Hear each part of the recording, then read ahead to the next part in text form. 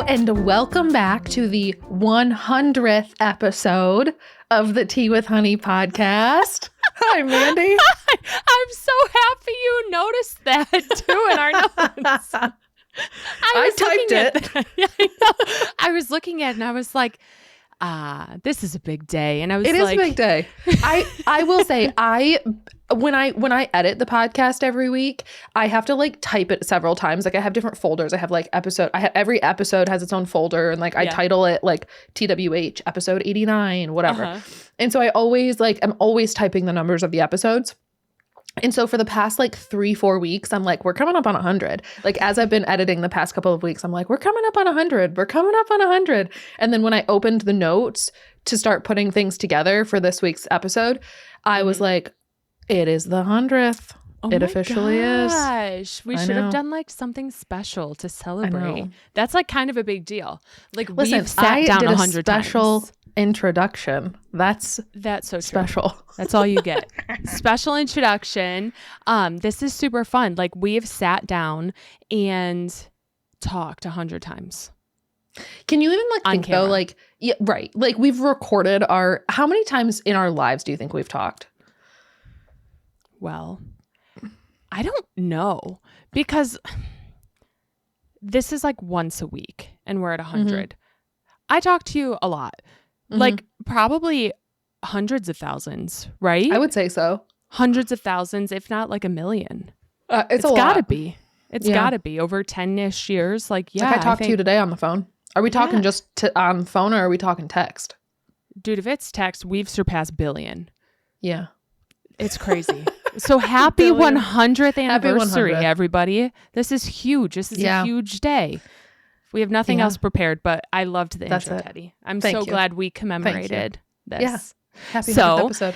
How's everyone doing? How are we? How are we feeling on week 100? What's the latest? I'm feeling good. I will say I was working on my journal right before we started, and I feel like I wrote like my first sentence was like another good day. And then I was like, you know what? I'm super grateful that I get to say another good day, because I just feel like I've had a good week. And I feel like every day that I'm writing in my journal, I'm like, good vibes today, or like spirits are up, or like whatever. And I feel like my journal has kind of been like what I've been writing in my journal has been like positive, like how I've been starting my journal each night. And I feel like that speaks a lot for like how you're doing. So anyway, I wrote in my journal and I was like, another good day. And I'm really grateful that I get to say that, because one, I'm not always in like a good, happy mood or like feel like I had the best week. And there's a lot of people who aren't as blessed and, privileged as I am to have like such a good week. And so I'm like, you know what? I'm feeling exceptionally grateful that I can write that I am having another good day. So good day. And feeling grateful that I had a good day. A freaking men to that, because it's so easy to, like, when you're having a normal good day and you can sit down at the end of the day, reflect and think, yeah, it was a good day. Whatever. Yeah. Like that is huge. I think it's so important to even just those like, it was a good day. Good day. Yeah, I had a good day. Like I take that for granted.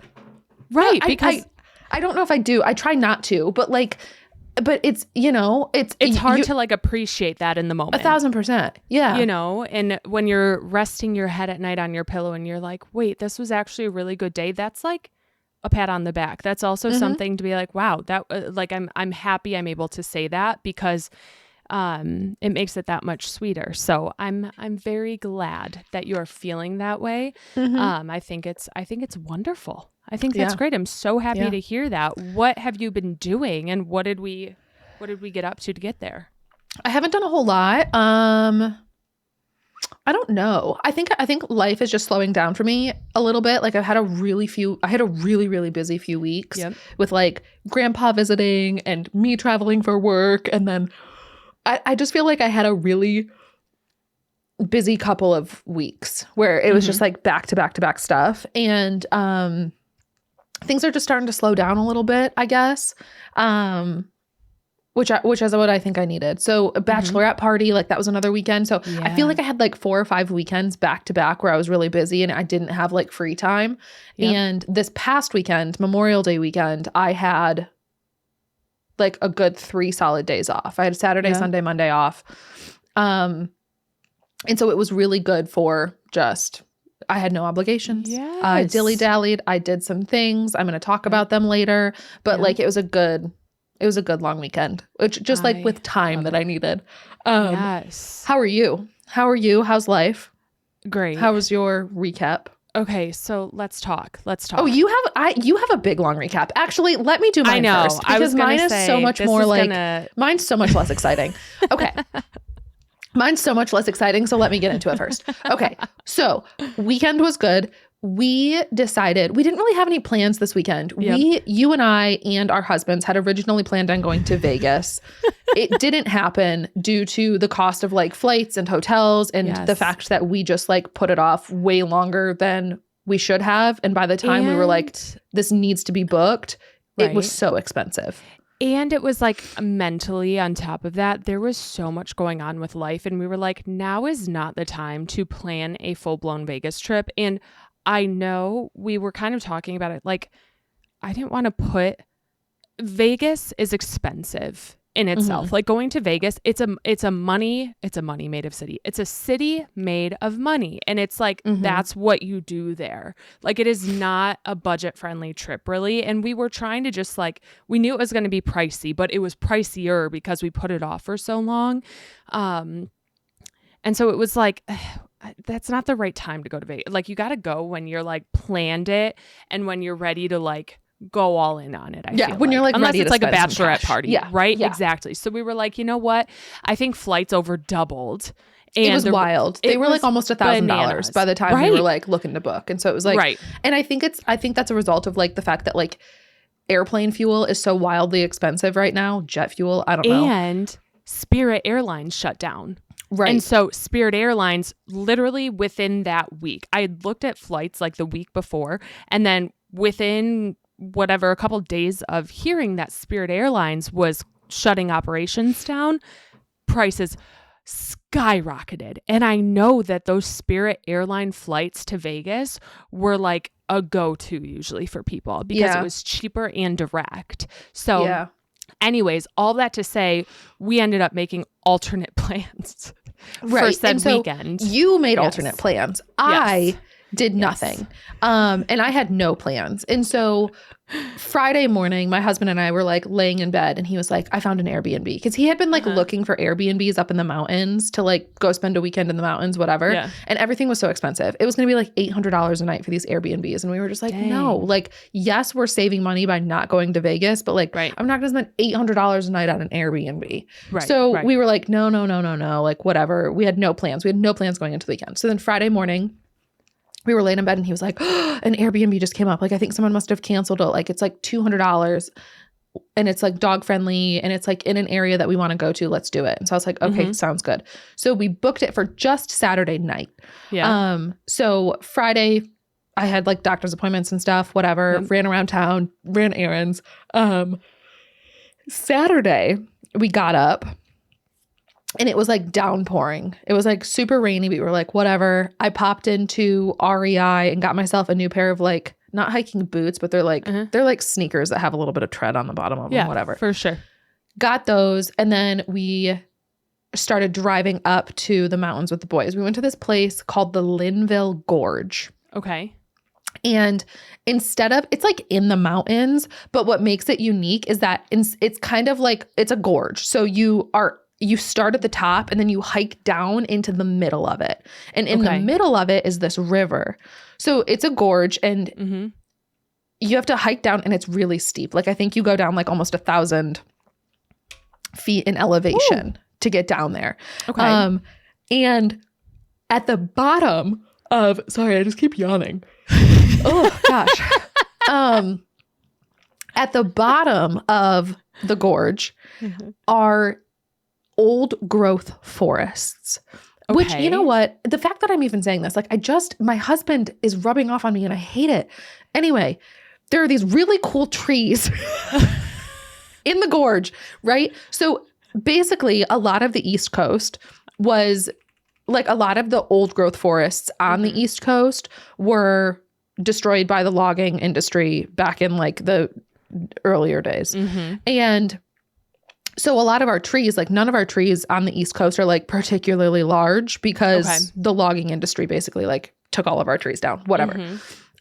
And there are still like massive trees, like the redwood forests, those like massive trees out west, like California, the Pacific Northwest, whatever. They have those like massive, really cool trees. Correct. And it's because they have not been logged. So what makes this place special is that because the terrain of the Linville Gorge is so intense and it's such steep up and downs, they weren't able to log it. So they didn't, and they left some of these like old growth forests down there. So there are some like really big trees down there in the gorge that just survived like the logging industry. Okay. So our goal was to like see these trees, right? And my husband had like a tape measure out in our backyard and was like, this is how big the trees are at the bottom of the gorge. Aren't you so excited? And I was like, yeah, sure. Anyway, so we drove up there and it rained the whole time. Okay. Like we had looked at the radar and we knew that like there was rain expected over several days, like whatever. But I thought it was going to be kind of like hit or miss, stop and go. No, it rained the whole flip-flapping time. So we drove up there. Miles hates being in the car. He shook like a leaf in the back seat with his like anxiety, the whole like couple-hour drive up there. Sure. And finally, we opened the car window despite the fact that it was pouring rain, and he stuck his head out of the window and just got soaked the whole way. But he didn't even care because it made his anxiety go away. So Miles got absolutely drenched with water, sticking his head out while it was raining. But anyway, we got up there. We dropped the boys at the Airbnb. The Airbnb we stayed at was, it left things to be desired, I suppose. Okay. It was in a really great location, like up on the top of a mountain in this like cute little neighborhood. The houses were like very modest, but there was a house with like a big garage, like a detached garage, and there was like an apartment above the garage. And so we stayed in the apartment above someone's garage. Okay. And so we didn't have like a whole house to ourselves. We had like the apartment to ourselves, but like we had to like be in the driveway, and like they knew we were like showing up at their garage, you know? Right. So that was just kind of weird, whatever. Yeah. I've never really stayed at an Airbnb like that where you like stay in a room or like stay in someone's like basement or garage or anything like that. So this was a first for me. But it was just old. It was old, and you could tell that like it maybe hadn't been like well maintained over the years, but then they did fix it up and turned it into an Airbnb, and like it wasn't bad, but it was just like, you know, it wasn't great. Whatever. Yeah. Totally get it. Yeah. So anyway, Airbnb was fine. However, we ended up just dropping the dogs at the Airbnb. We got to the Airbnb, unpacked, and then we were like, well, it's pouring rain. And we got up there at probably like 3:00. And so we were like, well, we can't really go for a hike because it's pouring rain. So we don't know what to do. So we left the boys at the Airbnb and we went to the Linville Caverns. Okay. Which is, have you ever been in like caverns? I'm trying to think. Maybe. Okay, look up the Linville Caverns. Linville. Caverns. Let's see. I'm going to look up some images. Yeah. Okay, so I've done something like this. I think it was more so in like Tennessee though, like Yeah. in the South somewhere. Yeah, like stalagmite, stalactite, those types of things, right? And you're going kind of through rocks. Yeah. So we were like, well, it's pouring rain. Why don't we go to the Linville Caverns? Whatever. Sure. Which, if I'm being honest, like I am terrified of caves. Don't know why we did this. I'm so scared of caves. I'm like claustrophobic. I'm really scared of caves. I'm really scared the caves are going to cave in. I feel like, when we were in like elementary school or like middle school, wasn't there like a cave-in collapse in South America where like people were trapped in a cave for like a week or something? You know what? I think it was in tell like you what it is, but I feel like I know what you're talking about, and people were trapped in a cave. Yes. People trapped in cave collapse. Maybe, I don't know where it was. Early 2000s, mid 2000s, I don't know. Yeah. Cave incidents. 2010. Was it maybe 2010? 2010. Copiapo, I'm probably saying that so wrong, mining incident. There was one in 2006. Was this it? Here.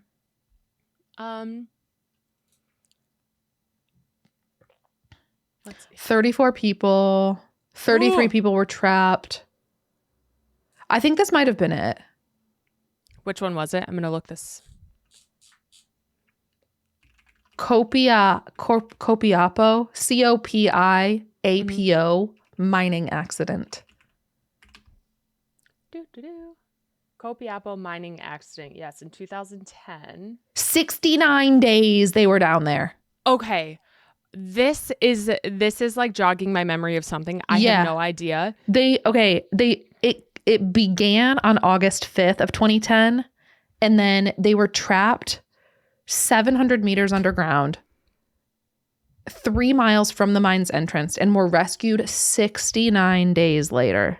I'm getting heebie-jeebies. Yeah. Okay. So anyway, I was in high school for that. Yeah. I wasn't like a child, but I still feel like that like really made me scared of caves. Cause I remember it just being on the news a lot. Like I remember seeing that on the news when it was happening and being like, as a kid, oh, like gosh. you have a very, right. And you have an innocent mind growing up. It's like, I was so scared of tornadoes. I mean, yeah, I'm still scared of them, but like quicksand. Let's talk quicksand. Like quicksand was the scariest thing in the world to me. And I thought I would get sucked up if I touched quicksand. I don't even know what that is. Does that even exist? It's like you have such an innocent mind, a cave caving in on you in the news at like when you are in middle school or high school is terrifying. So it's valid. 1,000%. I see how that would scar you. That has stuck with me is being like scared of caves. Like I'm always scared to go in caves. Yes. So anywho, we went to the Linville Caverns. I decided to face my fear and do a tour of this cavern. It was like a 30-minute tour, maybe. It wasn't even that long. You had to take a tour. So we showed up and they were like, oh, we have space in our 4:05 time. We'll sign you up for the 4:05 tour. We were like, fab. It was like $15. Okay. So we get signed up and we get into a group of, I think there were probably like 14 of us total. Mm-hmm. It was me, my husband, and 12 Mennonites. Okay. And it was so fun. Like I used to say when I was a kid that I wanted to be Amish. I don't know why. I think it was because they had horse and buggy and I just thought it was like, I wanted to like make butter and like ride in a horse and buggy. I really, and keep in mind, I was in elementary school, so I didn't understand what that meant. Okay. I didn't understand the like religious part of it. I didn't understand the like no electricity really. I don't think I understood anything, but I really wanted to be Amish. And so like my whole family has like stuck that to me. They're like, hey, Teddy, do you remember when you wanted to be Amish when you were a kid? And I'm like, yeah, I do, but I didn't know what it meant. Okay. So anyway, I used to want to be Amish. So there you go. I was like thrilled to be fair. And they asked such good questions. They were so thoughtful with their questions. The girl's like, any questions? Any questions? Any questions? And I couldn't think of questions. Okay. But these guys had a million questions and they were well thought out questions. So anyway. Did you learn a lot? Yeah, I guess. Honestly, I get annoyed when people ask questions because I'm like, can we just get on with this? No, okay. So here's the thing. The cavern was fun, but my husband and I both said the same thing. They like have a tour guide. She like uses a flashlight and she's like, now we're going into the ballroom. Now we're going into this room. Now we're going whatever. And they have like different rooms for like different names for different rooms of the cavern, whatever. And she's like, if you look up here, this one looks like Jesus and Mary. And this one looks like a bride and groom dancing. And this one looks like a heart. And I was like, I don't know. It doesn't. None of them look like those things. None of them do. It's like cloud watching. Yeah. And I was like, okay, none of them look like those things. And second, I am here because I'm interested and I'm interested in the science. You know, like Yeah. I want to know how many millions of years, and I want to know about the moss, and I want to know about the fish that live in here, and I want to know about the bats in here, and I want to know how the heck it stays 52 degrees all year, and those, like, that's what's interesting to me. I don't want to see what someone thinks looks like a bride and groom. Like what their interpretation because of I the don't rock see is. that. What the heck? Right. So anyway, my husband and I both walked out of there saying, like, I wish it was less. This is our heart. This is the thing that looks like the shape of a heart. Yeah. And I would rather have more like information. Like I'd rather they like taught me more. Yeah. But so I will say the questions that were being asked were along the lines of the things that I would have liked to have learned. Yeah. So okay. I was not annoyed whatsoever because they weren't like whatever. So we went in the caverns. Then we grabbed a dinner at a place called the Tin Trout. And I had trout for dinner. Lovely. Then we went and picked up the boys, and we ended up going for a hike because it stopped raining. Nice. It wasn't sunny. It was still really cloudy, but we went for a hike. That's beautiful. And we just hiked a couple miles. We went up to like the Linville Falls, and it was like a really easy couple mile hike. We did that, saw some cute views, grabbed a margarita on the way back to the Airbnb, had a margarita and some chips and queso, and then went back to the Airbnb. And the whole trip, especially when it wasn't raining, it was really, really foggy. Like wildly foggy, to the point where it was like you're standing there at the top of a mountain, like trying to see a view, and you can't see 3 feet in front of you. So it was pointless, the views. However, the entire time I was going, ho, ho, ho, ho, ho, doing the Twilight song, right? Like the Hoa Hoa. Sure. You don't know that? Okay. No. Okay. Well, you're missing out on a huge piece of pop culture. So anyway, I was singing the Twilight like Hoa Hoa thing the whole time. Okay. And because I was singing it, my husband's like, why do you keep saying that? Like, what are you singing? And I was like, Twilight. And so after I got a margarita in him, he was like, why don't we go back to the Airbnb and watch Twilight? And I said, yes. I've been trying to get you to watch Twilight for years. And now you are asking to watch Twilight. Yes. Say no more. So, everyone, attention. We have discussed this pre-podcast, but we are going to be introducing a limited time segment with Mr. Teddy giving his opinion on the Twilight series / movies. So we have watched the first movie. He and I have watched the first movie. Mandi is going to get a little refresher this week. She's going to watch it this week. And then next week we will have Mr. T on the podcast for just a quick little segment, not the whole podcast, but a quick little segment to give his thoughts, opinions, feelings, advice, I don't know, emotion, all of the above on the first Twilight movie. Maybe we will he'll then watch the second. Maybe he'll even sing.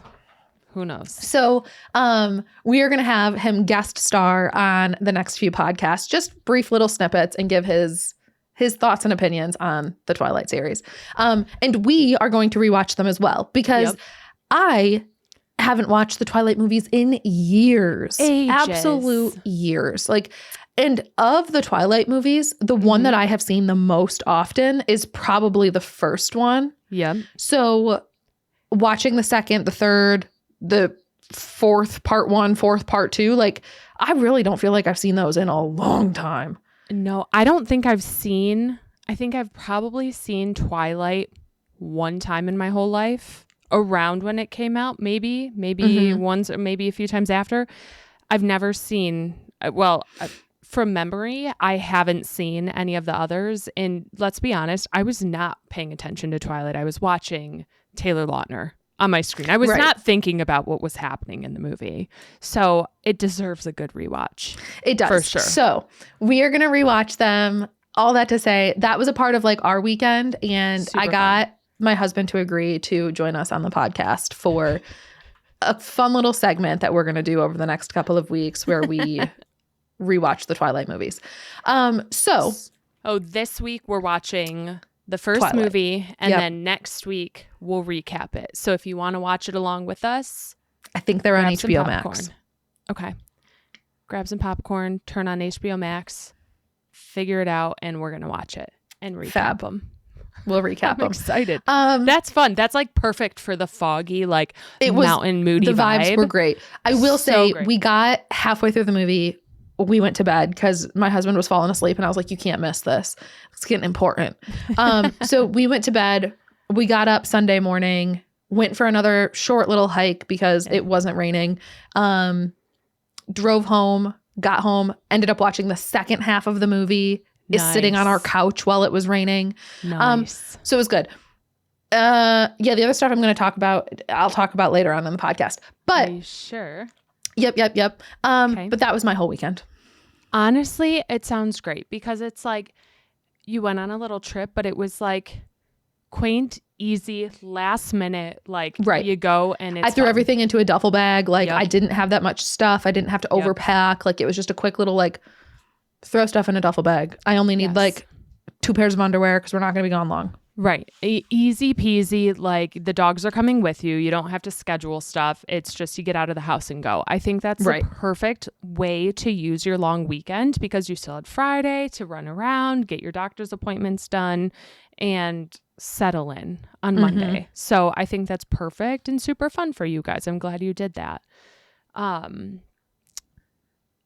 I think I'm just going to dive in. Please do.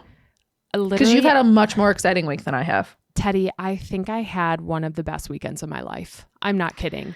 I kind of take offense to that because I wasn't there. Here's the thing. So that's like my asterisk on the end because this is like, when I say best weekends, I haven't had like a weekend away from my child. I think since my birthday. Yeah, it's been a really long time since I've had like some time away.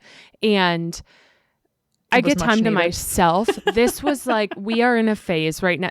I think we're in like the hardest phase I've been in right now with a 4-year-old. Like it's really rough. And so I like really wanted to get away. And I knew like my original plan was just being at home and like going to swim because it was a nice weekend here. But my husband conveniently had a work trip last week. And for some reason, when we were checking the Vegas flights, we noticed that I had an e-credit on Delta to use. And we're like, okay, great. And it was a couple days before he left for his work trip. And he was like, you should just come with. And I looked, and the day he said that was the exact same day that my Delta e-credit expired. Literally the last day I could use it. And it was like $650. So I was like, right, I can't lose that. I was like, sure. Not. Yeah. Right. And so we were thinking like, where could we go over the next couple of months? And I'm like, I'll just go with you. His trip was in Orlando. So I was like, I'm coming, whatever. In-laws were ready to babysit. So, I ended up booking this flight, booking park tickets, and getting on a flight to Orlando in a matter of like hours. Like had this whole thing booked last minute. It was great because he already had his flight booked for work. His company was paying for the hotel and it was easy. So I didn't have to pay for any of that stuff. So the only problem was getting ready to leave because I went a day after him. So I was left by myself on Wednesday, dropping off the dogs at boarding, dropping off my daughter at preschool, making sure all of her stuff was packed, made her lunch, got myself packed, and all ready by 9 a.m. to get out the door. It was the longest day of my life, truly. Not actually. But got to the airport, flew out, Ubered over to my hotel, crashed by 8 p.m. I mean, I was in bed, closed those blackout curtains. And let me tell you, this hotel was like 30 minutes away from the parks. It was not super convenient. It was closer to the airport, which was nice, honestly, in the long run. But the hotel we were staying at was like a Residence Inn. And so it's like Marriott's longer stay place where you can like book these rooms. And I didn't know this. So I walk in and there's a full-blown kitchen, a living room, like a separate bedroom and bathroom. And I was like, this is great. Like I could stay here. This is nice. I like, love a Mama's Residence happy. Yeah. Truly. And it was in this area that it's being developed. And so it had like restaurants next door, ice cream shops, or farmers markets, like at the hotel lobby, basically. And I was like, this is great. So anyways, I got in Thursday, passed out because I got in Wednesday night, passed out because Thursday was my solo park day. And I had done this a year ago, right? We talked all about this a year ago. So I planned to stay out, and I just did what I knew. I was like, I'm not going crazy with this. I'm just going to do what I want to do to make me happy. So I rope dropped Magic Kingdom. Okay. Got my Starbucks on Main Street, which is like, I must do it. And then I booked it to the back of the park to Dumbo. And I waited to watch Mickey, Minnie, Donald, Daisy, and Goofy ride the Dumbo ride at 9:45 a.m. They didn't get on until 10, but they did it. That was like the magical moment of my day. Was anybody else on the ride at that time, or did they make everybody else get off? Like it was just the characters? So there's 2 Dumbo rides, and they don't tell you which one the friends are going to go on. So you don't know. So you can't like stand and wait at one, because there were so many people waiting to see this happen. And so everyone's hovering and everyone's still in line. And so whenever they show up, they pick a ride and they go on with the people in line. So if you're lucky, you get to ride it with them, which was super cool. And so that was really fun because they were waving, you know, they walked out in their little line. But that was like the best moment of Magic Kingdom for the morning. And I just walked around, had some snacks. Did you go on Dumbo? I did not. I should have. I stood there for an hour and I didn't go on it. I honestly didn't go on any rides at all, except for It's a Small World, because there was a 5-minute line. It had air conditioning. I was sweating and I needed a break. So I got on that by myself and I felt a little weird. I'm not going to lie. Like that one, the boat fits like 20 people and I was the only person sitting alone. And I was like, this is a little odd. Like I had the whole row to myself. Oh, but I know it's kind of weird. You with other people? No, and I'm kind of grateful for that because I like put my stuff down on the bench, had my popcorn, and like just kind of took it all in. But I did feel a little left out. But otherwise, like totally fun. I ate really good there, and then my plan was no Ubers. We're going to use Disney transportation the whole day, and I like mastered this. I'm not okay. I feel like over the past couple of years, I become really reliant. I don't solo travel often. Like when it is, it's to come to you. But I don't like Uber by myself usually. I don't do a lot of those things alone. And so I was like, I'm going to do it. Like I'm taking the world by storm today. For sure. I got on a bus and I went to Hollywood Studios. I did the Park Hopper Pass. So I went to Hollywood Studios on the Disney buses. Totally fine. Easy peasy. Let me tell you, it was 100 degrees and Hollywood Studio is like a concrete playground. I'm not kidding. This thing was hot. And it was like mid-afternoon.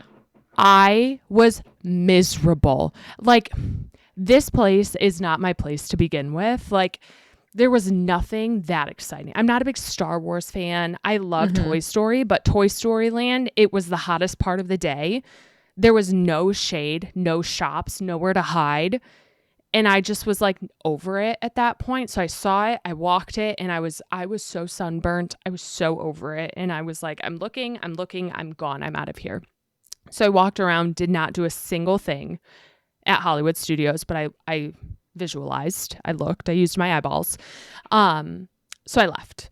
And this is where my day became like really rough. Not rough, but like not rough, but I mean, it's 100 degrees and heat makes me mad. Like I'm mad at heat. If I'm hot, I'm mad. I so get it. I so get it. Like you're sweaty, everything's sticky. Like your arms, when you like bend your elbows, like your forearms stick to your like bicep, and it's like, oh yeah. Like I'm smelly. I'm so gross. And it was breezy, but it was a hot breeze. And I was wearing like an athletic dress that had shorts under it, but it kept blowing up in the wind, and it was making me so mad because I was like, people are gonna think I'm like Marilyn Monroeing over here, but I have shorts on. I know this is happening. I was just mad. Okay. Yeah. And so I was like, I committed to Disney transportation and I'm here by myself. So I knew that night I had to wait to go to Disney Springs to have dinner with my husband and 2 of his coworkers. So I had to like stay out and do something. So I was it's like, not what like do I you do? could like go back to your it'd be worthless to go back to your hotel. 30-minute Uber back to Right. the hotel to 30-minute Uber back. Right. No chance. Inexpensive. Yeah.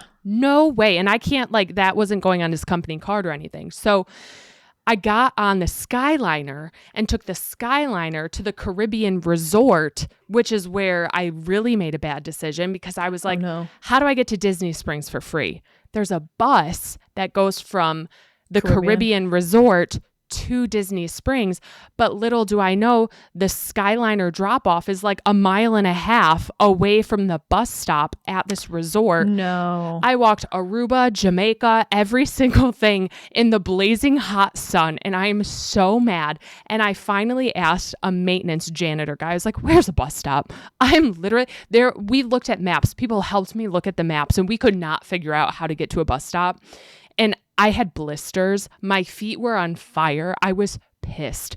And I was just not jolly. So I saw the bus stop, and it was across like a concrete paved parking lot. And I was like, this is a desert. Like I am in holes right now.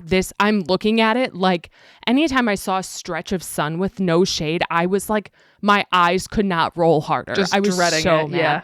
So I made it. And as I'm walking up, there's a bus there and it says Disney Springs. I was like, yes, I'm not kidding. 3 steps behind this bus, it pulls away. And I almost started crying because there was no shade. There was nowhere to sit. And the next bus was 25 minutes away. And I was like, actually, someone come like end me right now because this is killing me. Like this is ridiculous. So I sat there for 25 minutes in the sun and alone in the sun. And at this point it's like 4 p.m. 3:30. Hot. And you were supposed to be meeting your husband when? Like around 5:30. He didn't really know because he was done working and one of his other coworkers was done working, but one gal was in a meeting until 5:30. So they were waiting for her because it's a 30-minute ride, right? Right. So I was like, whatever, I'll go to Disney Springs now and just hang out. I'll find something to do. I'll walk around or I'll sit in a shop and I'll be fine.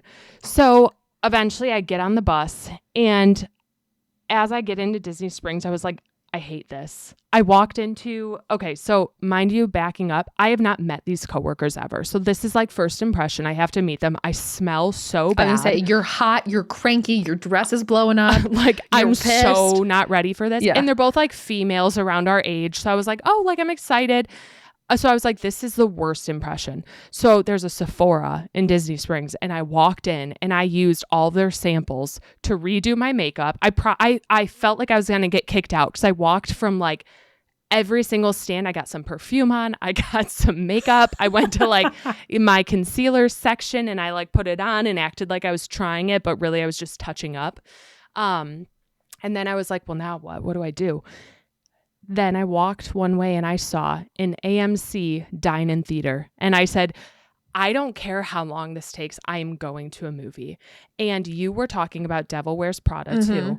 And it was on. It was the only movie actively playing at the time. It had started 35 minutes ago, but I walked up and I said, I want to go in that movie. And so I walked in at that point, 40 minutes late, I got the first seat in front row, and I turned on my flashlight because I could, theater? Yep. I couldn't see anything and they had no lights. I couldn't tell where my seat was. I turned on my flashlight. I went all the way up with my popcorn buckets with all my bags from Disney, and I just plopped down. I have no idea what that movie was about. I was so lost, so confused. But I watched it and I cooled off. And that to me is like the biggest hack of everything. And that saved my day. And I'm sure, dude, nothing's better than a movie midday. Cold, like being able to sit down after being so hot. I will say, I am concerned that you watched half of The Devil Wears Prada 2 before you've even seen the first one. I was so confused. So you need to go watch the first one. And then I feel like I picked up on it a little bit. I'm sure. It was like, I was so confused, but I was half a human at that point. So I was like, this is just so nice. I don't even now. care. Yeah. I got like an extra large root beer and I just sat and it was like those nice cold leather recliner seats and you bet my feet were up. It was so nice. And they were apparently my husband and all of them got there and I was like, still in the movie. Sorry. Like you're going to have to just entertain them because I'm not walking out of here right now. So anyways, got out, met up with them. They were great. We went to this place called Morimoto for dinner down there. And it's not a Michelin star restaurant, but it's a Michelin plate, like recognized restaurant. It was great. It wasn't, we were talking about it. It was not like, I would not say it was the best thing ever, but it was really good. It was like Asian fusion, delicious, super yummy. And it was like small plates. So delish. Anyways, while we sat at dinner, we were like, the four of us were quadding the parks the next day. And the girls, they're from Canada. And so they haven't like done Disney before. And I was like, I don't know. All I know is what my best friend has taught me. So like in what her and I usually do together. And that's how we're going to run this. And I said, here's what, I don't care like what we do tomorrow. Here's my 2 things I will not do. I will not go on the Bugs Life 4D adventure in Animal Kingdom if it's still there. And I will not. Right. And I was like, and I will not go on the Tower of Terror. Those are the only 2 Disney things I will not do. And if you guys do it, great. I will not be joining. So anyways, we planned our little park hoppers and then we went to bed. We all went home, Ubered, I'm talking passed out. My husband wasn't even in bed. He was still talking to me and I was like asleep, sitting up, Disney soaking days are wet hair. Always like that. Yeah. I slept so good. I mean, that hotel had blackout curtains and the AC was set to 65. It was gorgeous. So anyways, Friday we wake up. We decided to rope drop Animal Kingdom. And we're like, yes, let's do it. So we run in. The first thing you see is the Tree of Life, that beautiful tree, right? And there was a like 0-minute wait thing right there. That was the Zootopia. It was like Better Zootopia movie, I don't know whatever. what that is. Yeah. Me neither. So I was like, let's do it. Whatever. Oh, I think that took over Bug's Life. So we walk in and we sit down and I said, this looks a lot like Bug's Life. And I was like, but the sign out front said 3D and not 4D. And I said, this is Bug's Life. And I start feeling the seats and there's things in the seats. And I was like, no, I was like, guys, I can't do this. And I almost started crying. Like that traumatized me as a child. I will not go in there. It's the freaking Bug's Life ride. I was going to say, I think it took over Bug's Life. Yeah. Murder me. So it's 9 a.m. It's 9 a.m. The one thing I don't want to do is what I'm rope dropping. Okay. And I'm sitting, I scooched to the edge of the seat. I had my butt bones on the edge of the seat, holding me on for dear life. My legs curled up to my chest with my feet on my husband's thighs, my eyes covered by my hands, and then my nose was plugged with my pinkies because I was like, I don't want to smell anything. I don't want to get hit by anything, and I don't want anything poking me. Okay. And sure enough, they're spitting on you, mice touching your butt. I was screaming bloody murder. I was so mad. I was so mad. I was pissed off. I wasn't actually. I hate it. They're like, you conquered your fear. I'm like, no, that's not what I wanted to do. I'm not doing it again. I was like, I will never go on this ever again. So anyways, did that. Saw some animals, did some pin trading. The best food I had was at Animal Kingdom. Oh, what'd you get? A cookie dough brownie ice cream sandwich. Oh. It was legendary. This thing was ridiculously good. And I had a Joffrey's glazed sprinkle donut, and that was the best donut I've had in my entire life. So wow, lots of sugar. Anyways, enough about that. We left Animal Kingdom, took the bus to Epcot, did drinks around the world, ate some food. It was the International Flower and Garden Festival. Super beautiful, super fun, super hot. So I said midday, we're going to wait in line. We couldn't get lightning lanes for Guardians. So we chose that the hour wait was going to take us out of the sun around 3 p.m. Mm-hmm. We stood in line, made sure we got the front row, and we got, what was our song? Disco Inferno, which was fun. I haven't had that one before. Someone told me, though, that next time we go on that ride, we need to do row 9. They said apparently row 9 is better than row 1. And I was like, well, yeah, maybe at first, but like I enjoy the rest of the ride being row 1, like not just the first bit. You know what I mean? Right. So I don't know. I guess we'll have to try that one time when we go. Is row 9 the next time. back? It's the last row on the card because when you take off backwards, right, then you turn around. Everything. Yeah. But I'm like, but the rest of the ride, I don't want to see anyone. So right. I don't know. I guess I'd be mad if I waited an hour and then didn't like it. So anyways, after that, went to Magic Kingdom. We're on park 3 of the day. Mind you, I had blisters from the day before. My feet had been hurting since the moment I walked out the door. I'm exhausted. We got spring rolls. We ate them on the lawn in front of the castle. Amazing. Went on Pirates, got Dole Whip, and we left. And we said, we're done. Now, did you do fireworks? Nope. No one wanted to. We were like, let's go. We didn't want to get you. Stuck in the rush. So we went home. Now, here's the thing. This is where it gets to be like the best weekend ever. As we were in Disney, we were supposed to leave Saturday morning. I get a Facebook ad that Collecticon is in Orlando this weekend. And I was like, this is a sign. And I look at my husband and I said, I have to stay another day. I have to go to Collecticon. And it's like a Pokemon sports card trading show. And it's the nation's largest. And they travel city to city. They never go to my city. So like I'd have to travel if I wanted to go to it anyways. And so I was like, it's here. I have to go. And it's your long weekend. And you didn't have plans. Exactly. Right. And my husband had plans Saturday when he got home to take my daughter somewhere with his friends. So I was like, you guys already had your plans. So like, you guys can still do that. I wasn't going to go anyways. So my husband took it upon himself to call Delta, changed my flight for me. He called the hotel, added an extra day, and made sure that and he bought me a pin at Disney Springs while I was seeing the movie. That was like a Pikachu claw pin.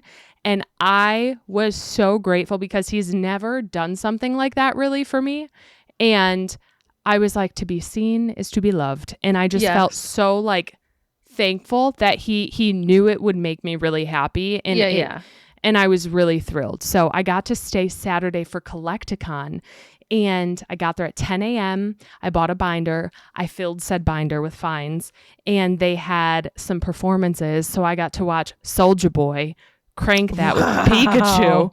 I got to relive Soulja Boy cranking it with Pikachu. It was electric. He sang Kiss Me Through the Phone, which was like, I was singing along. Like I was living in that moment. Was there a big crowd? So kind of like people went over there. Most people were all eyes on Pokemon cards, as you know, as they should be. But a lot of people were watching Soulja Boy, and it was a really good concert. He played like, do you remember the song Donk? She got a donk. She got a donk, donk, donk, donk. It was like oh my God, I loved that song. I was really excited about getting to see him. And I was like by myself, having a great time. Pikachu was cranking it with him on stage. It was awesome. We were talking about this. I was cracking up. The OG voice actor who sings the Pokemon theme song. The very best. Yeah. He was there and performed that song for like a 5-minute version with all the intros like playing on a screen. I was a baby. I was literally so overwhelmed with emotion watching him. It made me like my cheeks hurt from smiling. When you sent me a TikTok of him today, I was cracking up because he is like the hypest hype man I've ever like. He just lives off vibes and has a lot of energy, and he's like really excited that he sings this song. Like that's how very proud that he sings. He's like, let's hear this, guys. I want to be the very best. And he has swords hanging from his neck. And I'm like, that's my guy. That is sweet. I was loving it. But like people are like, dude, chill. I loved it. It was like, it fulfilled everything. I sent a video of it to my mom and she goes, I love this so much. This brings me back to your childhood. And I was like, Mom! I was like, that's so sweet of you. So anyways, great time. Walked around there until 5:30. My feet are literally, I needed to get them cut off at this point. They hurt so bad. You got all your steps in. Dude, my feet hurt. I swore off those tennis shoes forever. I was like, I got to throw these away because I can't wear them again. So yeah, I got Pokemon cards. I got in an Uber, went back to my hotel, went to the pizza shop next door, grabbed a personal pizza, grabbed ice cream from the ice cream store, went upstairs, and I sat my tushy in bed, and I did not get up until the next morning. I went to the airport. Fabulous. Dude, it was really sad leaving though. Like, I went to the Disney store at the Orlando airport, and when I was checking out, they said, "Have a magical day." And I looked at her and I was like, "I'm not, because I'm leaving." And I started crying. I did. And I started crying. I was like, "I'm really sad. I'm going home." She's like, this lady, are you okay? She was like, "You can always come back." I was like, "Yeah, next year." I was like, "I don't want to come back in a year. I want to come back now." I mean, you've been to Disney twice since we went together. Like, you go a lot. I feel like I've been there a lot. Yeah. I don't know what it is, because I'm not like a huge Disney fan when it comes to like the movies. I don't know a lot about Disney, but something about being there. Your husband's work has taken you there twice. And yes, so it's like. And your work has taken me there once in the past year. So it's like. Right. 3 times in the past year I've been there, and I just love. I think we were 2 years ago. Vibe. Our trip was 2 years ago. Yeah. You're right. 2 summers. But yeah. But either way, like it was my work once, and then it was your husband's work twice. Yes. So it's not like you're planning Disney vacations, but you're ending up there a lot. And it just feels magical. Like I don't know what's going on half the time, but like just being there, it's the fact that it's a curated world of something that's all like man-made by us that people just love and enjoy, and it brings so much happiness to people. It's just it's great vibes, great place to be. It's so immersive. I think that's what's so great about it. It's like so immersive, and you're just like so happy, and the smells are so good, and the sounds are so good, and the food is so good, and like everyone's in a good mood. Well, except for the girls whose dresses are blowing up, who are really hot, who like are pissed off, but I was pissed off. I was the jolliest pissed off girl ever. Okay. Exactly. But I had the best day. So I really, really loved the weekend, and I missed being home, and I was excited to get home. But then I was like, dang it, I already want to go back. So that was a really long-winded, like, how's your weekend? But no, but it was good. It wasn't, it was more than just a weekend, you know, Disney it was like a big trip. Cards, like I had the best time. I loved. What was your favorite card that you got at the card convention? You know what? I'm shocked I'm even saying this, but like, because it's kind of out of left field.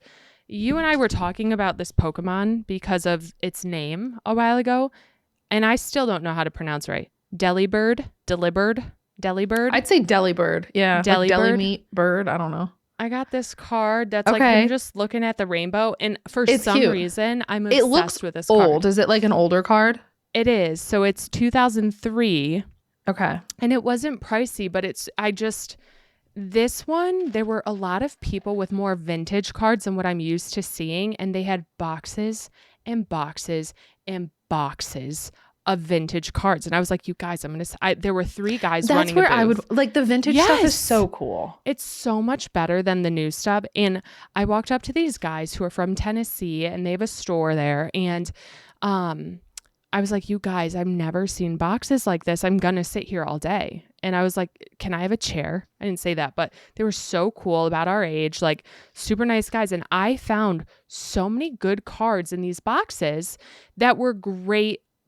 They had amazing prices. And the guy looked at me and he was like, I had a child walk up to me a couple hours ago and say, I will offer you $100,000 in cash for this whole table. And the guy looked at the kid and was like, I'm sorry, excuse me. That, like, he was like, there are so many kids nowadays walking around with wads of cash because of Pokemon cards and all the trading that they're doing, and inheriting them. And he was like, I said no to the kid because I want people who actually enjoy them, not just throwing money for something and to have them. Like, I want someone who's going to spend hours looking through these and picking like stacks of one that they like. Right. I'm so confused. Like, what? Firsthand, these card shows, you guys, like, people walk around with fire safes, like the lock and key fire safes, because they have cards that are so valuable in there, and they open them with a key, and and a lot of them are like graded slabs of these like super pricey cards, and they're like, would you take this for $15,000? And I'm sitting here like, this card's $1. And like, it would be funny because I'd walk up after these big transactions and I'd hand them like a $1 card, be like, I just really like this Pokemon or something. And I'm like, sorry, here's $1. Like, I don't know what to tell you. Right. But, listen, different types of collectors. I think Right. there are people who like collect to try to get the most valuable cards. And then there are Yes. people who collect things that they enjoy. And like, Right. you are very much like a vibe collector. You like the Yeah. pinks, you like the cutesy, like you're a Yes. vibe collector. Yes. And like, you are just getting the things you like and you don't care if they're Right. valuable or not. And I Right. think that obviously very different types of collectors, but I think that you'd be surprised. I'm sure there are many people like you, you know? There are. And I've met, like, I've actually ran in the shows by my town. I've ran into some of the same people over and over again who have the same taste as me. And you know what's interesting, actually? At one of the tables, these girls came up to me, these two girls who are probably younger than us. And they said, do you live in Florida? I was like, no, I don't live here. I'm just like on a trip. And they said, oh, that's too bad. I have a Pokemon girls like Florida group. I would have invited you. And I was like, well, I'll be like a pen pal. You can still invite me. Like I'll FaceTime. I'll come down. And they walked away. And I was like, well, excuse me for not having a Florida zip code, but like I really wanted to join your group. That was so mean. And then they like followed me around. And every time I was looking at cards, they'd be like, you have to buy that. You should buy that.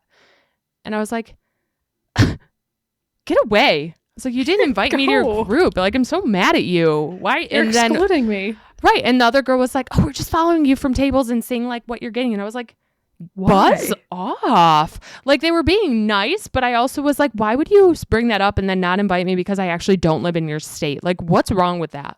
You know what I mean? So I was like, okay, interesting, whatever. Yeah. So anyways, I had the best time. Like the people you meet there are just so sweet.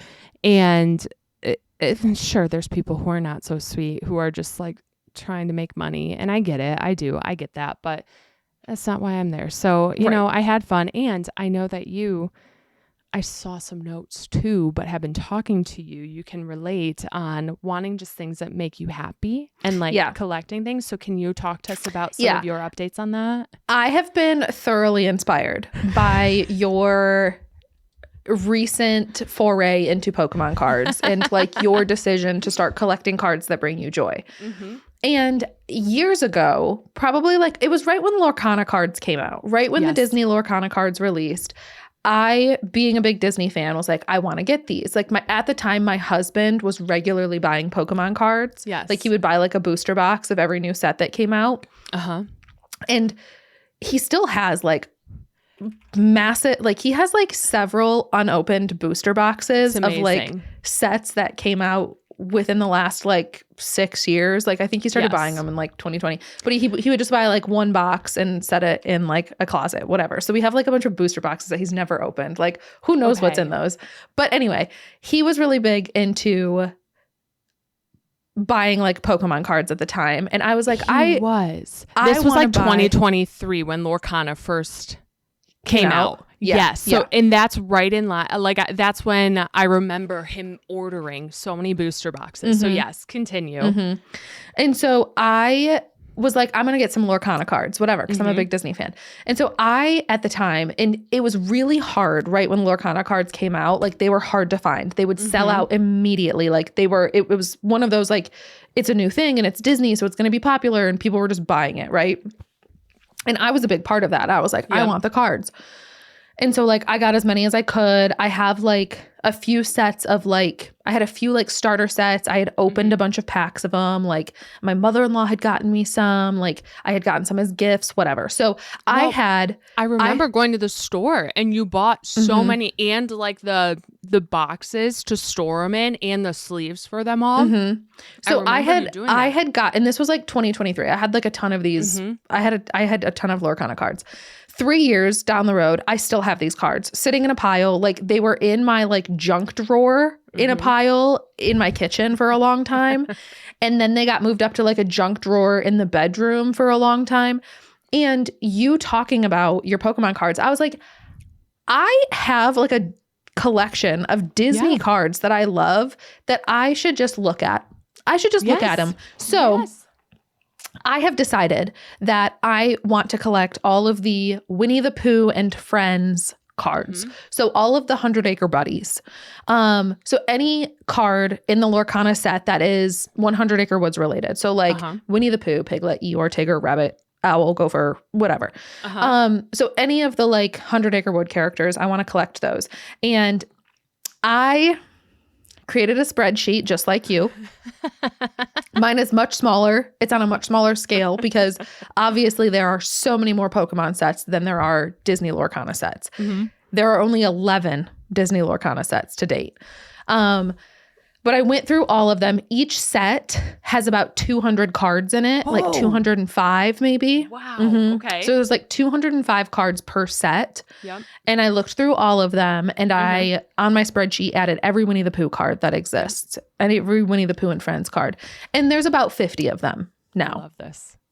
I love and this. So, and I have about 13 of them. Okay. And so my goal is to just get these Winnie the Pooh cards. I just want Winnie the Pooh cards. I love Disney. I love the princesses. I love all the other Disney stuff too. But I know myself and I think that I will have more fun doing what you are doing, which is like only collecting the things that really make you happy and not chasing the expensive things, not just trying to get like, I'm not going to try to get every Disney Lorcana card that exists. Like that's bananas. Right. So I have decided to... I think, and I think the Winnie the Pooh kind of niche, because there's only like 50 Winnie the Pooh cards that exist currently. I think that's manageable, right? Absolutely. Absolutely. And that's not like a wild place to start. No. So I am going to do that. I have my spreadsheet. And so it is funny. I looked through all of the cards. And there are a handful of them that are like, there's like a $60 card. Right. There's a couple of like $12, a $14, like did I say 60? I think I did. Yeah. And then there is my dream card, which is the cutest Disney Lorcana card to ever exist. And it is called the Honey Wizard Enchanted. HUNNY, Honey Wizard Enchanted. And on TCG Player right now, tell me what that price is. Let me pull her up. Here's TCG. And this is from Fabled. Is this Fabled? Correct? Winnie the Pooh Honey Wizard Enchanted. She's pricey. She's pricey. Like, what? $614. That's bananas. So let's see. And all of them that are listed here are like in that near mint condition. There's one lightly played. Let's just play around and see what even a lightly played is $370. $370 for a lightly played Winnie the Pooh card. I don't even see that. I only see 8 listings and none of them say lightly played. If you go up to the filters up top in conditions, you can change it. So like, Yep. Okay, so there's one lightly played. Right. Which will mean like maybe if you flip the card over on the back, like maybe a corner is like a little rough. Truthfully, who gives a crap? If it's going to go in a binder, like who cares? As long as like it's intact and you can see it and you like it, like it doesn't really matter. Where I'm still not seeing the cheapest one I see is $899. Dude, okay, so you're looking at the list. So if you scroll on TCG at the bottom, it shows all the listings. These are just random people in stores who are trying to sell this card. Yeah. So I go based off of like market price when you do it under price points. Right. $614. Yep. Because like if you're walking into a store, let's say you walk into a card store and you're like, oh, you have that card. I want it. I'm not paying more than market. Everyone I've met will pull up this exact same page and just be like, okay, yep. 614, 615, whatever. And you can like negotiate from there. But like, I mean, I could try to sell my most valuable card for whatever, but like, you know, these are just, that's how a lot of people walk into like card shows and get screwed over sometimes because it's like, that's what I did the first time. I didn't know what I was doing, right? Or like the first number you see is a number from a random store just because that's what they want to make on the card. So I can't believe your favorite card, $614. Absolute bananas. I feel like we need to track it. You gotta like, tell me. Figure You it gotta out. like that is the cutest one. Right? It is. I need to like. I don't know any. I need to look at the card sets. One of my favorite things to do is like just scrolling through the card sets, right, and like looking at them. Okay, I clicked bestsellers from Fabled, and like the Dumbo card is super cute. I'm not gonna lie, but I think the Pooh is cuter. Like Alice just go up to TCG Player in the search bar and type in Winnie the Pooh and hit enter. And look at all the stuff that comes up. There's like Hungry Bear, Honey Wizard, the original one, which I have. Okay, yep. Winnie the Pooh, Honey Pirate, Hungry Bear Epic. Like that's on my list. I don't have Hungry Bear Epic. Let's see. But like Honey Wizard Enchanted is just obviously the coolest card. It is obvious. Like it absolutely is the coolest card of all the Winnie the Poohs. Like, let's see. I'm sorry, but I think you're just going to have to do it. It's really cute. I mean, okay, so like there's the Piglet Sturdy Swordsman Enchanted. I don't like that one as much. I really like this Tigger Bouncing All the Way, the epic one. That one's cute. Let's see. Look at Lumpy the helpful. The Playful Heffalump. Yeah, there's a Lumpy card. There's an Eeyore Enchanted as well, but that one's $300. I mean, that one I would Market say price is second too. cutest. That's the Eeyore? cute. Yeah, I think the Pooh one is obviously the cutest. I think what's fun is that like you have been collecting these since they came out. And so it's like this is just the beginning for them. Imagine like where you're at right now, you're going to have the opportunity to like order the sets and chase the cards. Like I think that's such a cool position to be in. Because I guarantee you, like, there's one of these really cool art Winnie the Pooh cards. There's going to be so many more cool ones, too, I bet. What I will say is what I've noticed in, like, fishing through these, like, sets and, like, scrolling through all 11 sets that they've had so far is that they have sets that are Winnie the Pooh heavy, and then they have sets that have no Winnie the Pooh in them at all. So there's only, let me see here. Let me pull up my little spreadsheet. Dude. There is 1, 2, 3, 4, 5, 6, 7. There are only 7 sets. And I say 7 lightly, like really only probably like 1, 2, 3 sets, maybe 4 that even have Winnie the Pooh in them. Wow. Interesting. So all of these cards come from like very few sets. So like I've noticed that, especially with the way that like Lorcana sets up their cards, is that they'll have like the Azurite Sea set, which is like a pirate themed set. Like they had all the Winnie the Pooh characters in there as different pirates and stuff, and they were kind of like the featured like IP for that like set. They weren't the only IP, but they were like the one that had like a lot of like prevalence in it. And then the next one would be like, oh, this one has a lot of like Snow White characters. There's like you've got Dumbo and Sleepy and da-da-da, and you have like all of those characters are really heavy in like the next set. So they like I think pick like one IP per set that like they kind of like really dive heavy in, and then they have like a ton of other random cards in there too, but like you see a lot of one like kind of like story that makes sense. So Rise of the Floodborn had a lot of Winnie the Pooh. Azurite Sea has a lot of Winnie the Pooh. Fabled had a few, which were like older cards but made like epic, and then Winter Spell has a lot of Winnie the Pooh. So really Rise of the Floodborn, Azurite Sea, and Winter Spell were like the 3 sets that had a lot of Winnie the Pooh. So and then the other ones are just kind of like scattered, like random. So here's what we're gonna have to do. I'm gonna start buying some of them when I see them, and I just for funsies I looked up Dumbo. He has a super freaking cute card in Fabled. Yeah.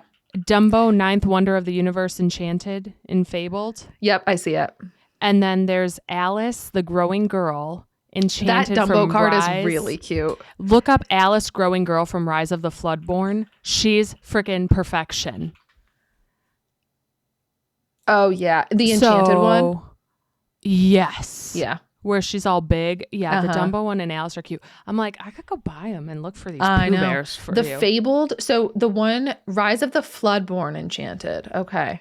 Yeah, I don't have that one. I do have a lot of Rise of the Floodborn cards, but I never got that Alice. Now, where do you buy Lorcana? Like, I've seen them at Target. I've seen them. That's like where I mostly see them, because I'm going to start keeping an eye out for you, because we're going to get you this Pooh. It says, so Barnes and Noble maybe. It says GameStop has them. Okay. Target has them. Best Buy has them. I have always bought them at my local like card shop. So I have a couple of like card shops near me. They're actually like, one of them's like a comic book / like just collectible store. Like the store is the store that like puts on our local Comic-Con. They're like the ones who head the local Comic-Con. So they have a bunch of comics. They have like board games. They have cards. They have a million pop figures. They have like a ton of stuff. Okay. So I go there, and then I also go to another place, which is like basically really, really, it's just like a board game store, but then they also have cards. Got it. So I go to like local stores like that. And I will say, like, I really like both of our local places. Like, I was there today, and I was FaceTiming you from one of those places and showing you like the Pokemon cards that they had. We were like flipping through binders, looking at Pokemon cards and stuff. And I just feel like, I don't know, they know what they're talking about. They're nice about it. Their prices are good. Yeah. They're like the kind of places, they're the kind of shops that have booths at the like conventions you have been going to. Yes. Like binders you can flip through and bulk cards. So it's like, yes, they have, I think what's cool about the store you were showing me today, they have like the big hits, like the hot cards from the sets, like front and center right there. But they have the binders of the bulk cards, which is where like if you're collecting certain characters or if there's a theme you're going for, those are the really fun ones to flip through, because that's where you find like the gold, you know? So I agree. I think those shops are great. I haven't found, even at the card show I was at this weekend, there was one table that had Lorcana cards, like singles, and they didn't have a single Winnie the Pooh one. None of them caught my eye. And I was like, man, I need to find some more of these. And no one had them there.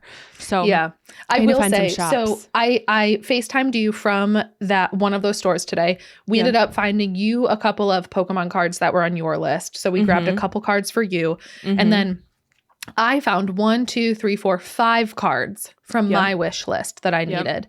And I pulled them all out of the binder. They had a whole Lorcana binder. They had a couple of Lorcana binders, and I fished through all of them. I think they had like 4 binders with like the different sets. And so I fished through all of them. And it didn't take me that long because there's not that many in there. And it's not like as big of a game as Pokemon. But I fished through all of them. I ended up finding 5 cards, and she like priced them all. And she goes, it'll be 30 cents for all 5. And I said, did you have cash? Sounds good. No, I didn't. But I also bought some like unopened packs. Okay, good. I wasn't just gonna put 30 cents on my credit card. So I ended up buying like 4 packs of unopened cards from them. So it was like $25 or something for my like unopened packs, and then my like 30 cents of cards. So I have a good stack of Lorcana cards to open. I have 4 packs of the Azurite Sea, and then I have 6 packs of a Winter Spell to open. And so I'm really, really hoping that I have some Winnie the Pooh in these cards. Oh my gosh. Both of these sets are Winnie the Pooh heavy. I made sure that I only bought sets that had like a lot of Winnie the Pooh characters in them, and sets that I am missing a lot of characters from. Yeah. Smart girl. And you know what? If I don't get any Winnie the Pooh or the cards that I want, I'm hoping that maybe I get cards of some value that I can use to trade for my Winnie the Poohs. That is how you do it right there. That is like, because like I love like Rapunzel, but I don't need a fancy Rapunzel card. Right.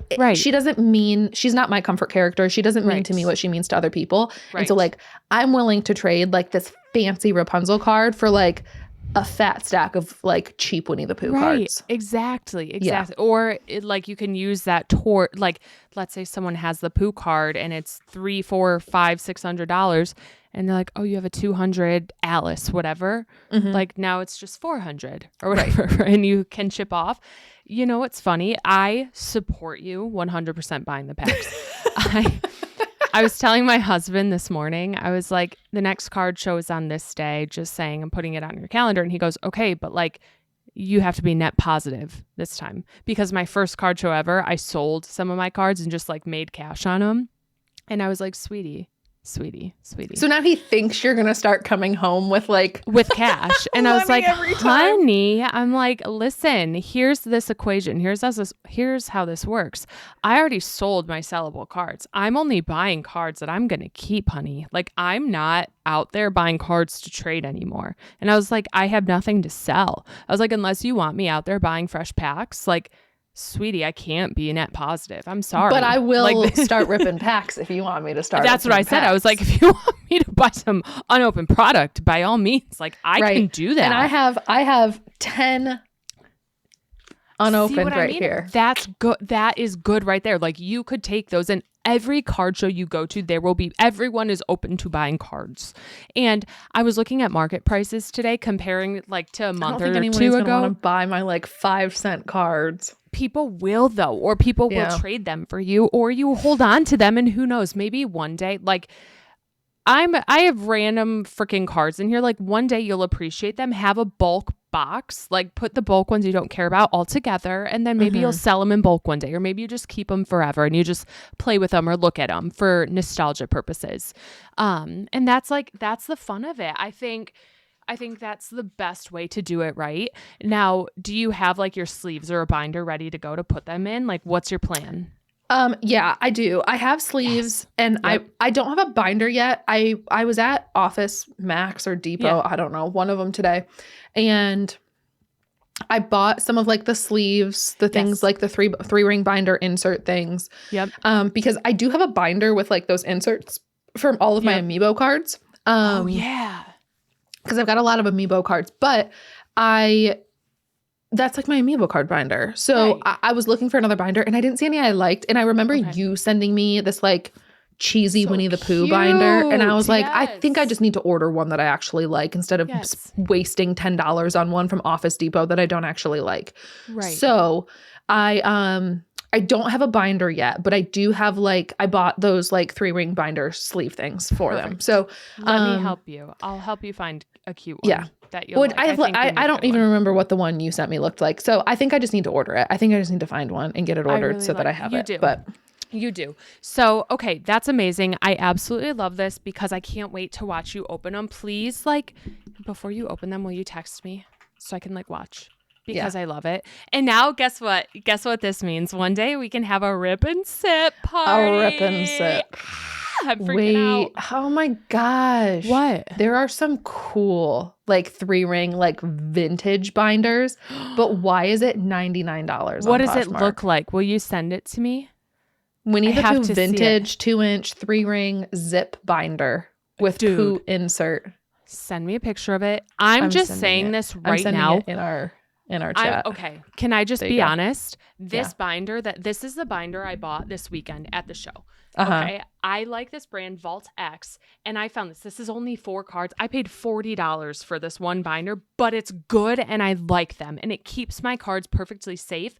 I think looking at a cute binder is part of the collection. This is something that's on my desk. I want to love it. You are collecting look at that something binder you'll I just sent you. It's so cute, but I can't spend that much money on that. Hang on, where did you send it? In this chat? I sent it in the chat. Yeah, in the podcast. Okay, you guys. No, I'm sorry. It's perfect. No, you're gonna get it.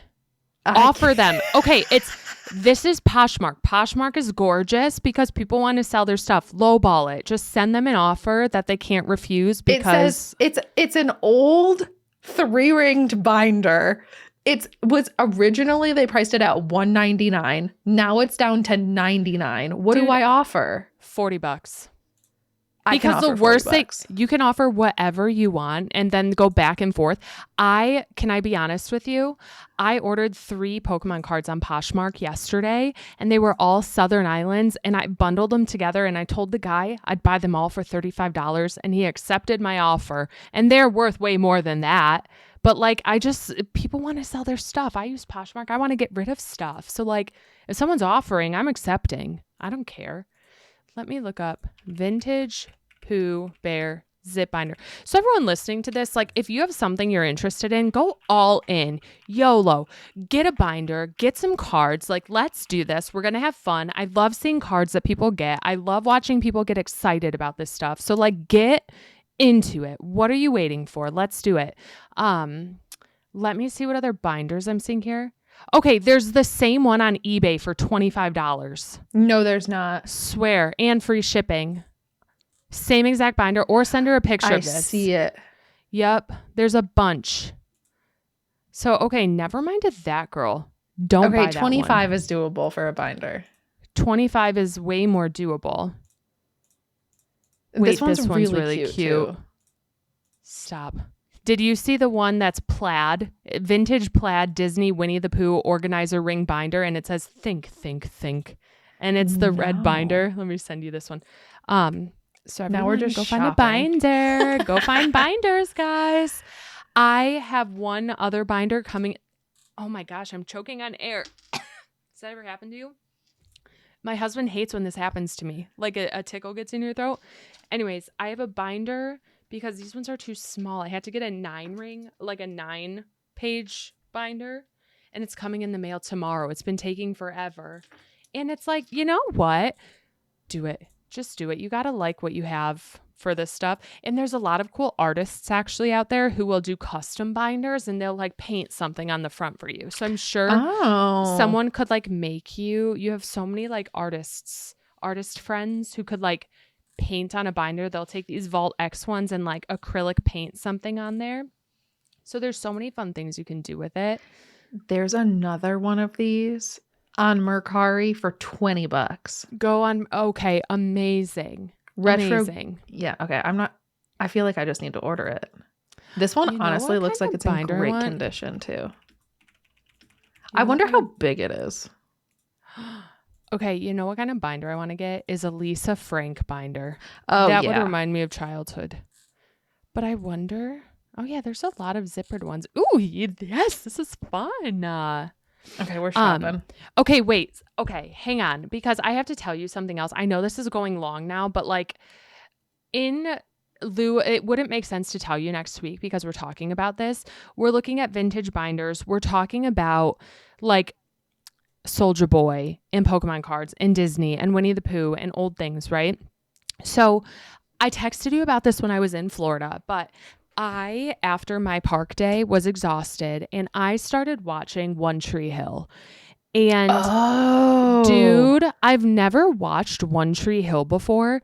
It is so good. I'm talking like possibly one of my favorite shows ever. Like beats Gossip Girl. Like it's like Gilmore Girls, but better because it's like Chad Michael Murray is the main character and he is so easy on the eyes and he is such a good character. And like, I cannot stop watching this show. It is everything I've ever wanted. And there's like 100 seasons of this.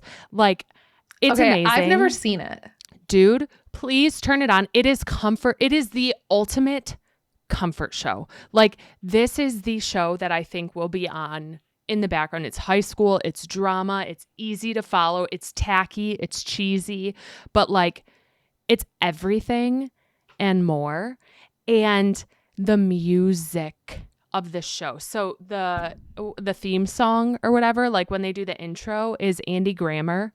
I don't want to be anything. It's not, that's not Andy Grammer, is it? I don't know who that Gavin is. DeGraw. Gavin DeGraw. That's Gavin DeGraw. But speaking of Andy Grammer, all the music in the show is like 2000s nostalgic hits because the show came out in 2003. And so it's like Maroon 5, Train in one episode. Calling All Angels. Calling all you angels. Oh, yeah.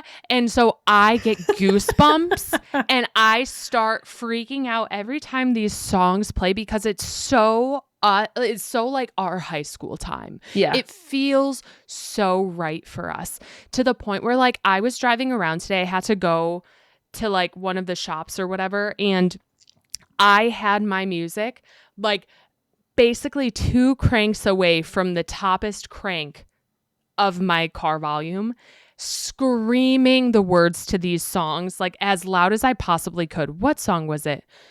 I'm like so into this 2000s music because of this show. I'm having the best time. I was screaming Soulja Boy I love on my the drive 2000s today. playlist. I really do. Dude, I added so much. So I have Soulja Boy, T.I., let's see. Hang on. I'm getting to the good one. I have to scroll. There's Baha Men, Dream, Outcast. I mean, there's a lot of good stuff here. What's the song? Here's the song I challenge in the next week every single person listening to this to do this. Every single safely. one. You, Teddy, especially. I want everyone to get in their cars, good day or bad day, and I want you to turn the music all the way up within reason. Oh. Don't crash your car. Drive Within safe. reason. Maybe park. Make sure you can hear emergency sirens, and you're going to turn on this song. It's by Jimmy Eat World, and it's called The Middle. And I want everyone. I know The Middle. It just takes some time, little girl in the middle. Yes. Everything will be just fine. Everything will be all right. And I want you all to scream that song at the top of your lungs and tell me it's not the most invigorating, amazing feeling. Like everything's gonna be just fine. It will. And in that moment, I wanted a rattly old truck with a really old rubber steering wheel. And I wanted the muffler to be going down the road. And I wanted to have long curly hair screaming out the window. Everyone's like, who's that mysterious girl? I wanted to be her. And it was just a beautiful moment. So One Tree Hill is putting me in such a weird, happy headspace. It's like the ultimate comfort show. And I think it has like dark moments, but like it's mature high school stuff. It's also cheesy and it's great. It's like a good background show, but also like hooks you. So 10 out of 10. Okay. Love it. Recommend. I just ordered the that binder. I couldn't help myself. The whole time Teddy's scrolling on her phone over this dang Winnie the Pooh binder. I'm listening to you talk about One Tree Hill though. I'm screaming. But I ordered it and it was $20. I ordered the $20 one. Good job. Tell that girl on pot. Send that to her and be like, dude. I just ordered this for $20. You're trying to charge $200. Anyway, okay. So order that. No. So I'm kind of getting throwbacky too with the things that I'm doing. One, I just started Off Campus. I watched the first episode. I do really like it. I'm going to continue watching that. Okay. However, I started reading the Outlander books again. Okay. So I read those books. First of all, I think the book came out in like 1991 or something. Whoa. And so they're old. Like it came out in the 90s for sure. But it's about a girl who, her name's Claire, and she's like a young married girl. Yep. And she and her husband got married, and then they were both, he was in World War II. They're British. And so he was like an MI6 agent in like World War II. And she was like a nurse at like a hospital during World War II. She was like whatever. She was in healthcare. Yep. And so like they got married and then immediately both went to war and then spent like 7 years apart. So they were like married, but like never really saw each other. Mm-hmm. And then they like get back together after the war. And then she falls through a rock and time travels back like 200 years to like the part of like the time in Scotland where they wore like kilts and stuff. What? And so she wakes up in the middle of this like battle and she falls in love. And I'm only like a few chapters in, but like I know the premise of the book. I feel like I've read this book before, like years ago, but it's like a big long series and I want to get into it. Why I think you would like it. You're not a history gal. You don't love history, like not your vibe. However, she falls in love with like this rugged Scottish man who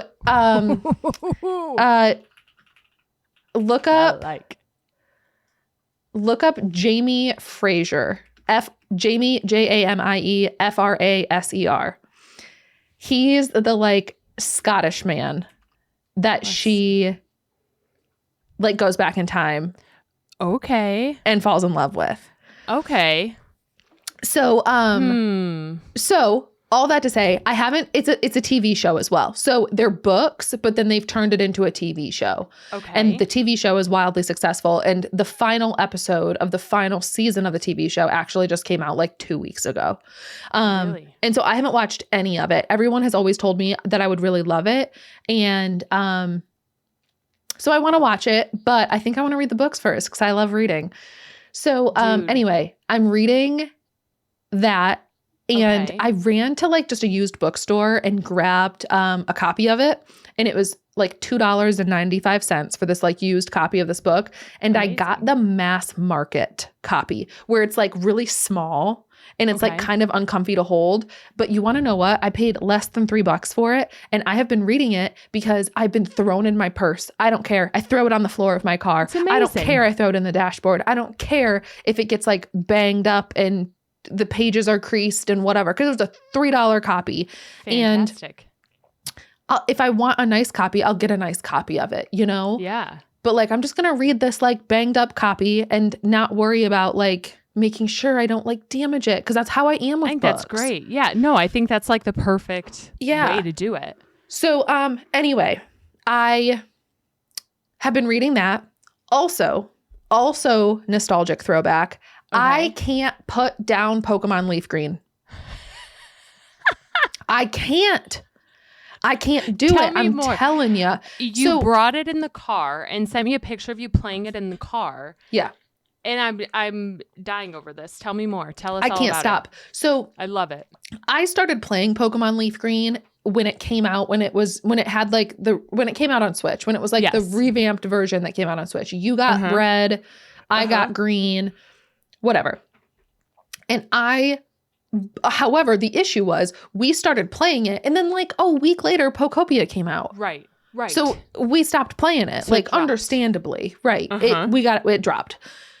What I really wanted is I have this little Amber Nick. It's like a little Game Boy looking thing. But it's like an emulator or something. I don't really understand anything about it, but I know that it has Pokemon on it. Right. And I was like, you know what? It looks like a Game Boy Color, but it's got like a backlit screen, nice quality screen, like much more modern than a Game Boy Color, but it's like the size and shape of a Game Boy Color. And I was like, I think I want to play Pokemon Leaf Green on that because it's going to feel like a more authentic experience than playing it on Switch, right? Right. So I have been, and I also really love it because it's tiny and I can throw it in my purse and it's not like I'm toting my whole Switch around. Right. It feels so much less like a commitment to sit down and play it for 5 minutes. Like the Switch, when I get my Switch out, I'm going to like play that. I'm sitting down for like a play session, you know? Yes. And this, I can pop it on, play for 5 minutes and turn it off. I don't know. Absolutely. It feels like a lot less commitment, I guess. Right. Now, tell us, did you have to create a new team then? Yeah. Mm-hmm. And now, did you do things differently? Are you choosing different Pokemon? Okay, tell us. What did you change? When I played on my Switch a few months ago, I chose Squirtle as my starter because I like Squirtle. However, I forgot that he evolves. Correct. And I don't love Blastoise. Like, I don't like his cannons. Like, it's just too much. Okay. Right? Like, it is. Sure. It's just too aggressive for me. He's not my favorite. Like, I can't say I like him either. So I'm not like I'm like, he's just, So I remember choosing Squirtle and then realizing that he was going to evolve. Like when he turned into Wartortle, I was like, gosh, dang it. Like I forgot he's evolving. Right. And so I was like kind of bummed. And then, so I chose Bulbasaur this time. Great choice. And Bulbasaur has already evolved into Ivysaur. Yep. I don't know when we'll turn into Venusaur. Don't know that. But don't know what level that is. However, I have a pretty good team. I have who do I have in my hand right now? My team. I have Ivysaur. Yeah. I have Mankey. Okay. I have Butterfree. Cute. I have Nidoran. Nidoran? I'm gonna show you. I have Pikachu. Oh, good one. Because I caught a Pikachu really early. That one's hard to get to. A lot of people search for that for a while. I got a Pikachu before I even went into Mount Moon. And then I got a Spearow. Okay. That's who I've got in my pocket right now. That's a great team. Can I show you something while you're talking? Yeah. You want to know what? Nidoran, cute. Except that's the boy Nidoran. Yes. This is which boy. I can't find that one. Oh. I just keep getting Nidoran girl. I think it's based on game, maybe. I think the boy's just rarer. I have Nidoking in my game. Oh. See, but I think later you can trade someone for it. I keep getting the stinking Nidoran girls, and I know I'm going to get Nidoqueen. Right. Yes. Yeah. And so I keep looking, and I'm like, well, if I ever come upon a boy, I'll get a boy too, but I can't find them. And my Butterfree card I got this weekend. So I was doing some research, and I've been Googling a lot of things. Tell us. And because I got, when I was playing on my Switch, I got to Mount Moon and I got overwhelmed. I got into Mount Moon and I was so scared, and I was like, nope, I'm good. And that's, I think, like where I stopped. Like Pokopia came out and I stopped playing. Yes. Because I got stuck in Mount Moon. I don't like that when I'm running around, I can avoid the grass if I don't want to battle. Correct. But in Mount Moon, you just run into them. Yes. And I don't like that. And then I have to backtrack, and it was so stressful. So anyway, I got You need that a repel. You need repels. See, I didn't keep know. the Pokemon away from you. I don't know what that is. So I looked up the best Pokemon for. I was looking at who I have and was looking up who's best for Mount Moon. Yep. The Google recommended Mankey and Butterfree. Okay. And so I made sure I powered those guys up. Everybody's leveled up to 14s, 13s, 14s. And then we went into Mount Moon. Yeah. But they were great. I made it through Mount Moon. Good job. This time I got out. I got into Cerulean City, and then I saved the game and turned it off. That was 2 nights ago, and I haven't played since because I was busy last night. Okay. So I haven't played since I made it through Mount Moon, but I did make it through Mount Moon, and I'm proud of you. Better now. Except I think there's a gym in Cerulean City, and so I'm a little bit nervous about who that's going to be. Yeah, I think it's a fun one. I'm not going to spoil anything and say who or anything, but well, I'll be Googling it so that I can get prepared. Absolutely. But what I will say is I made it through Mount Moon. I bought, according to Google, I bought some potions and some things. But I don't know how to use them, so I didn't. Uh-huh. And I just barely made it out with my life from Mount Moon. All of my Pokemon were red. I don't know that I would have made it through 2 more battles. I don't know that I would have made it through 1 more. You need to load up your pockets in a Pokemart is what you need to do. So I took some Pokeballs in there and caught who I needed. You need some revives. You need some stuff. See, I bought those, but I don't know how to use them. You just go to your I even bought an escape rope. Oh, dude, that's a good one to have. So let me tell you this. The caves suck. I hate the caves because they're hard to get through. Yes. And I didn't know to use repels. Repels keep wild Pokemon away for you for a while. Okay. Escape ropes get you out of there. And then revives, you can buy them, and they come in different levels. So you can max revive, which once they faint, you can revive them again, and it'll wake them up and clear or give them all their HP back.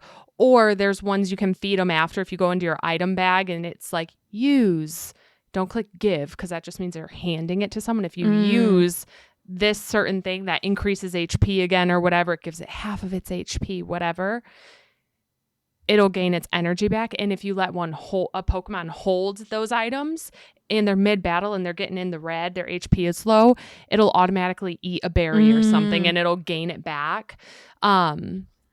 So yeah, like it just go to a Pokemon and like read what they all are, and eventually like it is what it is. But Cerulean City, that's like one of the best trainers. So like enjoy, have fun.